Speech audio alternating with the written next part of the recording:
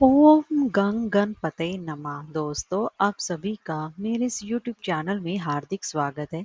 दोस्तों, भाद्रपद का महीना प्रारंभ हो चुका है और भाद्रपद मास में ही श्री गणेश जी का जन्म भी हुआ था, जिसकी वजह से इस मास का सबसे ज्यादा खास महत्व माना जाता है। और दूसरा खास महत्व जाना जाता है कि भाद्रपद में ही भगवान श्री कृष्ण जी का भी जन्म हुआ था, इसीलिए इस मास को इतना उत्तम मास माना गया है। तो दोस्तों, भाद्रपद मास की पहले बुधवार के दिन सुनिए श्री गणेश महाराज जी की पौराणिक कथाएं। तो चलिए वीडियो शुरू करते हैं। अगर आपको हमारी ये वीडियो अच्छी लगी हो तो लाइक शेयर और सब्सक्राइब करना ना भूलें और कमेंट बॉक्स में ओम गंग गणपते नमः अवश्य लिखें। तो चलिए वीडियो शुरू करते हैं। पौराणिक व प्रचलित गणेश कथा के अनुसार एक बार देवता कई विपदाओं में घिरे थे। तब वे मदद मांगने भगवान शिव के पास आए। उस समय शिव के साथ कार्तिकेय तथा गणेश जी भी बैठे थे। देवताओं की बात सुनकर शिव जी ने कार्तिकेय व गणेश जी से पूछा, तुम में से कौन देवताओं के कष्टों का निवारण कर सकता है? तब कार्तिकेय व गणेश जी दोनों ही स्वयं को इस कार्य के लिए सक्षम बताया। इस पर भगवान शिव ने उन दोनों की परीक्षा लेते हुए कहा कि तुम दोनों में से जो सबसे पहले पृथ्वी की परिक्रमा करके आएगा वही देवताओं की मदद करने जाएगा। भगवान शिव के मुख से यह वचन सुनते ही कार्तिकेय अपने वाहन मोर पर बैठकर पृथ्वी की परिक्रमा के लिए निकल गए। परंतु गणेश जी सोच में पड़ गए कि वह चूहे के ऊपर चढ़कर सारी पृथ्वी की परिक्रमा कैसे करेंगे, तो इस कार्य में उन्हें बहुत समय लग जाएगा। तभी उन्हें एक उपाय सूझा। गणेश जी अपने स्थान से उठे और अपने माता पिता की 7 बार परिक्रमा करके वापस बैठ गए। परिक्रमा करके लौटने पर कार्तिकेय स्वयं को विजेता बताने लगे। तब शिव जी ने गणेश जी से पृथ्वी की परिक्रमा ना करने का कारण पूछा।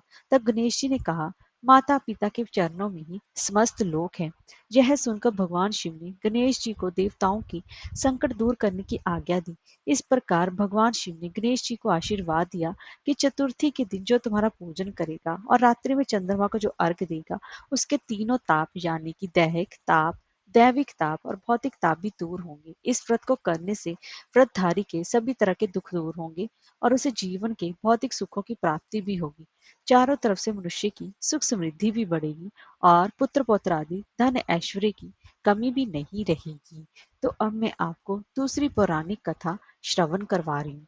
एक समय की बात है कि विष्णु भगवान जी का विवाह लक्ष्मी जी के साथ निश्चित हो गया। विवाह की तैयारी होने लगी। सभी देवताओं को निमंत्रण भेजे गए, परंतु गणेश जी को निमंत्रण नहीं दिया।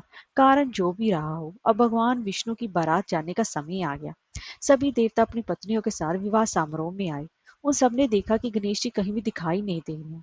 तब वे आपस में चर्चा करने लगे, क्या गणेश जी को न्योता नहीं भेजा है या फिर स्वयं गणेश जी ही नहीं आए हैं। सभी को इस बात पर आश्चर्य होने लगा। तभी सबने विचार किया कि विष्णु भगवान से ही इसका कारण पूछा जाए। विष्णु भगवान से पूछने पर उन्होंने कहा कि हमने गणेश जी के पिता भगवान भोलेनाथ महादेव को न्योता भेजा है। यदि गणेश जी अपने पिता के साथ आना चाहते तो आ जाते। अलग से न्योता देने की कोई भी आवश्यकता नहीं थी। दूसरी बात यह है कि उनको 1.25 मन मूंग, 1.25 मन चावल, 1.25 मन घी और 1.25 मन लड्डू का भोजन दिन भर में चाहिए। यदि गणेश जी नहीं आएंगे तो अब भी कोई बात नहीं। दूसरे के घर जाकर इतना सारा खाना पीना अच्छा भी नहीं लगता। इतनी वार्ता कर ही रहे थे कि किसी एक ने सुझाव दिया, कभी यदि गणेश जी आ भी जाएं तो उनको द्वारपाल बनाकर बैठा देंगे कि आप घर की याद रखना। आप तो चूहे पर बैठकर धीरे धीरे चलोगे तो बारात से बहुत ज्यादा पीछे रह जाओगे। ये सुझाव भी सबको पसंद आ गया, तो विष्णु भगवान ने भी अपनी सहमति दे दी। होना क्या था कि इतने में गणेश जी वहां आ पहुंचे और उन्हें समझा बुझाकर घर की रखवाली करने बिठा दिया। बारात चल दी। तब नारद जी ने देखा कि गणेश जी तो दरवाजे पर ही बैठे हुए हैं। तो वह गणेश जी के पास गए और रुकने का कारण पूछा। तब गणेश जी कहने लगे कि विष्णु भगवान ने मेरा बहुत अपमान किया है। नारद जी ने कहा कि आप अपनी मूषक सेना को आगे भेज दें तो वह रास्ता खोद देंगे, जिससे कि उनके वाहन धरती में धंस जाएंगे। तब आपको सम्मान पूर्वक बुलाना पड़ेगा। अब तो गणेश जी ने अपनी मूषक सेना जल्दी से आगे भेज दी और सारी सेना ने जमीन पोली कर दी। जब बारात वहां से निकली तो रथों के पहिए धरती में धंस गए। लाख कोशिश करे परंतु पहिए नहीं निकले। सभी ने अपने अपने उपाय किए परंतु पहिए तो नहीं निकले, बल्कि जगह जगह से टूट गए। किसी की समझ में नहीं आ रहा था कि अब क्या किया जाए। तब तो नारद जी ने कहा कि आप लोगों ने गणेश जी का अपमान करके अच्छा नहीं किया। यदि उन्हें मनाकर लाए लाया जाए तो आपका कार्य सिद्ध हो सकता है और यह संकट टल सकता है। शंकर भगवान ने अपने दूत नंदी को भेजा और गणेश जी को लेकर आए। गणेश जी का आदर सम्मान के साथ पूजन किया, तब कहीं जाकर रथ के पहिए निकले। अब रथ के पहिए निकल तो गए, परंतु वो टूट फूट गए। तो अब उन्हें सुधारे कौन? पास ही के खेत में एक खाती काम कर रहा था। उसे बुलाया गया। खाती अपना कार्य करने के पहले श्री गणेशाय नमः कहकर गणेश जी की वंदना मन ही मन करने लगा। देखते देखते खाती ने सभी पहियों को ठीक कर दिया। तब खाती कहने लगा कि हे देवताओं, आपने सर्वप्रथम गणेश जी को नहीं मनाया होगा और ना ही उनकी पूजन की होगी, इसलिए उनके साथ यह संकट भी आया।